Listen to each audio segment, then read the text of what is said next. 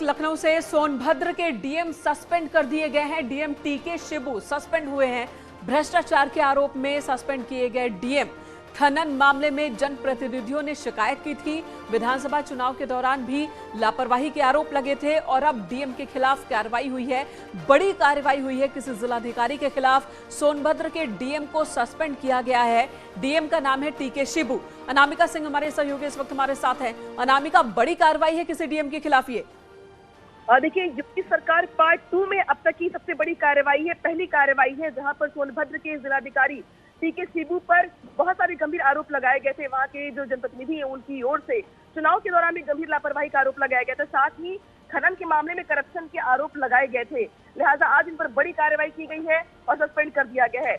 जानकारी ये मिल रही है कि 2022 के चुनाव के दौरान ऐसी लापरवाही बरती गई थी कि एक पोस्टल बैलेट पेपर सील न करके पब्लिक प्लेस पे वहां पे दिखाई दे रहा था वो, और ये खबर नेशनल मीडिया में वायरल भी काफी ज्यादा हुई थी, जिसके बाद से वहां के जनप्रतिनिधियों ने काफी इसकी शिकायत की थी और इन पर गंभीर जो है आरोप लगाए गए थे। इसके बाद ये भी खबर सामने आ रही कि चुनाव से पहले भी इन पर समय समय पर वहां के लोगों की ओर से खनन माफियाओं को संलग्न करने का या फिर उनकी मदद करने का आरोप लगाया जा रहा था।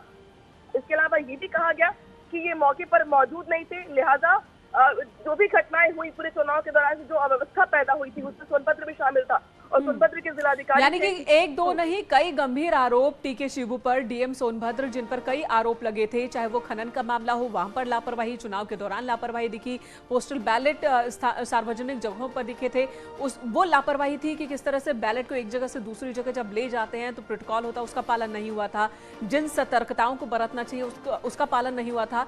तो आज अगर कार्रवाई हुई है, सस्पेंड किए गए हैं, इसका मतलब कि इन्हें लेकर जांच लंबे वक्त से चल रही थी। सभी मामलों पर जांच कोई एक ही टीम कर रही थी या अलग अलग टीम? साथ साथ इनके खिलाफ जो विभागीय कार्रवाई है इसके साथ साथ जांच के लिए बनारस मंडल के जो कमिश्नर है उनको जांच अधिकारी नियुक्त किया गया है। अब इनके पूरे मामले में जांच की जाएगी और खनन को लेकर जो गंभीर आरोप लगाए गए हैं टीके शिबू पर वहां के जनप्रतिनिधियों की ओर से, उस पूरे मामले की जांच के लिए बनारस मंडल के कमिश्नर को यहाँ पे जांच अधिकारी नियुक्त किया गया है और पूरे मामले में जांच के बाद ही ये जानकारी मिल पाएगी कि इनके पर जो आरोप लगाए जा रहे हैं उसमें कितना बड़ा घपला है, कितना बड़ा घोटाला है खनन को लेकर के। हालांकि तब तक के लिए इनको राजस्व परिषद लखनऊ में संबद्ध कर दिया गया है और आगे आने वाले दिनों के लिए ये भी कहा गया है कि ये मुख्यालय नहीं छोड़ेंगे और गंभीर आरोप लगाते हुए फिलहाल टीके शिबू जो कि सोनभद्र के जिलाधिकारी है उनको सस्पेंशन करने की बड़ी कार्रवाई योगी सरकार की ओर से की गई है। और चुनाव के बाद सरकार के गठन के बाद ये पहली ऐसी कार्रवाई है जो सीधे आईएएस ऑफिसर पर की गई है और सस्पेंशन के साथ साथ जांच की जाएगी पूरे मामले की। खनन को लेकर गंभीर आरोप लगाए गए थे, चुनाव में अनियमितता को लेकर के, लापरवाही को लेकर आरोप लगाए गए थे।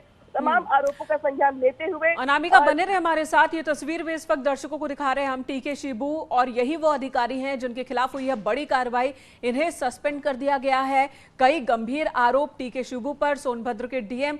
पहला मामला खनन को लेकर कि खनन माफियाओं को शह देते थे, उनको साथ देते थे। स्थानीय जनप्रतिनिधियों ने कई बार शिकायत की, बावजूद इसके अवैध तरीके से खनन पर रोक लगाने में नाकाम रहे और यहां तक कि आरोप ये भी कि खनन माफियाओं का ये साथ दे रहे थे।